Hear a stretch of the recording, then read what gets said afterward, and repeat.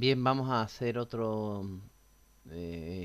actividad, que es para saber más. Dice, la tabla periódica no siempre ha sido como hoy la conocemos. Dice, de hecho, hace 2 siglos ni tan siquiera existía. Si quieres saber un poco más sobre ella, pues pulsa este enlace. Pues pinchamos aquí y nos sale breve historia de la tabla periódica. Bueno, pues en 1860 los científicos ya habían descubierto más de 60 elementos diferentes y habían determinado su masa química. Fíjense, su masa química. Notaron que algunos elementos tenían propiedades químicas similares, por lo cual le dieron un nombre a cada grupo de elementos parecidos. ¿De acuerdo? Entonces, que los que tenían masas parecidas tenían, eh, bueno, pues propiedades parecidas. Y empezaron a agruparlos por grupos, ¿vale? El químico J.W. Dobenreiner organizó un sistema de clasificación de elementos que se agrupaban en grupos de tres. Eran las triadas, las conocidas como triadas. Las propiedades químicas de los elementos de una triada eran similares y sus propiedades físicas variaban de manera ordenada con su masa atómica. Pero algo más tarde, el químico ruso Dmitry Mendeleev desarrolló una tabla periódica de elementos según un orden creciente de sus masas atómicas. ¿Se fijan ustedes? Sus masas atómicas. La que nosotros hemos visto es orden creciente de los pesos, perdón, de los números atómicos. Y él la organizó en forma de creciente de sus masas atómicas. Coinciden en muchos casos, pero no son exactamente iguales. Pero lo importante de Dmitry Mendeleev es que él estableció las bases de la actual tabla periódica. ¿Vale? Colocó los elementos en las columnas verticales, empezando por los más livianos, como nosotros hemos visto, es decir, por los que pesan menos. Y cuando llegamos a un elemento que tenía propiedades semejantes al otro, empezaba otra columna. ¿Vale? Bien, eso es algo parecido a lo que tenemos aquí. Empezaba a ponerlos así y cuando llegaba a un elemento que tenía propiedades parecidas a este otro, pues empezaba a ponerlo aquí. ¿Vale? Entonces los iba organizando por de esta manera, ¿no?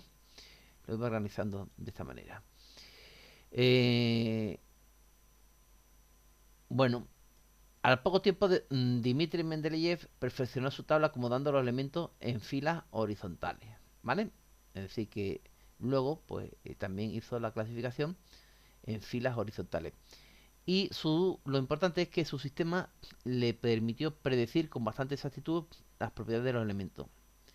Sobre todo de elementos no descubiertos hasta el momento. Es decir, había bastantes elementos que no se habían descubierto. Y él dijo, aparecía una vez que construye la tabla, pues aparece. Y aquí, por ejemplo, aparecían huecos de elementos que no se conocían. Huecos de elementos que no se conocían.